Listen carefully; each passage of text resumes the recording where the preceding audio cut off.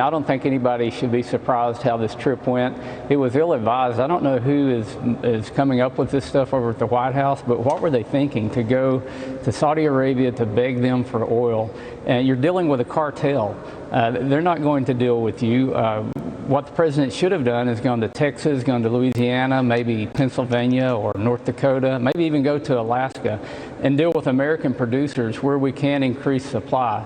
I mean, the administration's on the right track. They realize there's a supply shortage, but that supply should be coming domestically, not coming from OPEC or any of these other countries, OPEC plus, that this administration seems to want to deal with, other than dealing with American producers. You bring up a great point. The conversation should be had here at home, yet the president goes there to a country that he openly said he wanted to make a pariah on the global stage, right? And he talks to MBS, the Crown Prince.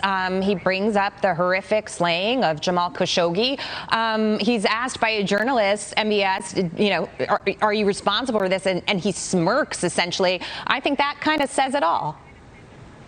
Yeah, and you don't fist bump pariahs. I don't know what kind of image they were trying to portray there, but for what President Biden said on the campaign trail about what he was going to do with Saudi Arabia, and then we've got this vision in everybody's mind of him fist bumping the prince there, and it's a bad image. It's something that shouldn't have happened. It's like a junior high mistake. This administration is on the wrong track, and what on earth possessed them to think it was going to be a good thing to go to Saudi Arabia to negotiate with the Saudis when all Americans, I saw a poll that said over 90% of Americans believe that they have concerns with food prices, they have concerns with energy prices.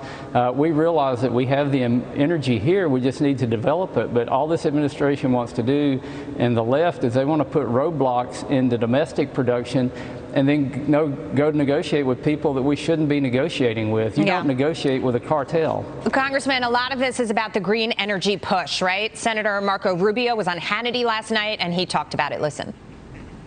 You don't put oil in your car, you put gasoline. That has to be refined. Those refineries have been closed in America because you have an administration that says we don't want any more fossil fuels. Who's going to invest more money in an industry that the president and his party is trying to put out of business? And that's the problem, right? There's been a lack of investment in this industry. And when it comes to refining, for example, sir, we've needed more refineries in this country for quite some time. And that's one of the reasons that we're in the crunch that we're in. But as he said, no big oil company wants to invest in building refineries at this point. It would be billions and billions of dollars flushed down the toilet.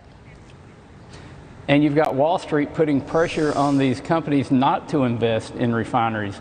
If you could get past the regulatory hurdles, then you've got the investment side of it. I saw an amazing statistic just a couple of weeks ago where U.S. refineries were operating at 94% capacity. That's taking into account all of the maintenance outages and everything. That's a phenomenal number. We need more refining capacity, but this administration is attacking energy at every level, and they're being aided by Wall Street, which is saying, fossil fuels are bad. So it's a barrier that's being put up everywhere you turn. I was visiting with a company that's building a natural gas export facility. They needed to put about 3,000 more workers on their site. This administration, while blaming the industry, said that they couldn't put more workers on their site because of tailpipe exhaust from their cars when they come into the parking lot. You can't even make some of this stuff up, Maria, and they just keep doubling down on stupidity.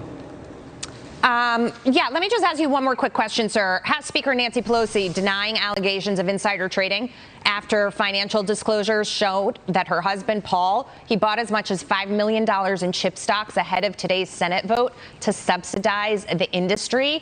Pelosi's office telling Fox Business, quote, the speaker does not own any stocks. These transactions are marked SP for spouse. The speaker has no prior knowledge or subsequent involvement in any transactions. Congressman, this is something that's been going on for years, and it continues to go on, as a matter of fact. Yeah, we saw this with the Pelosi's with the tech stocks. We know that 70% of Americans believe that members of Congress or their spouses should not be purchasing stocks.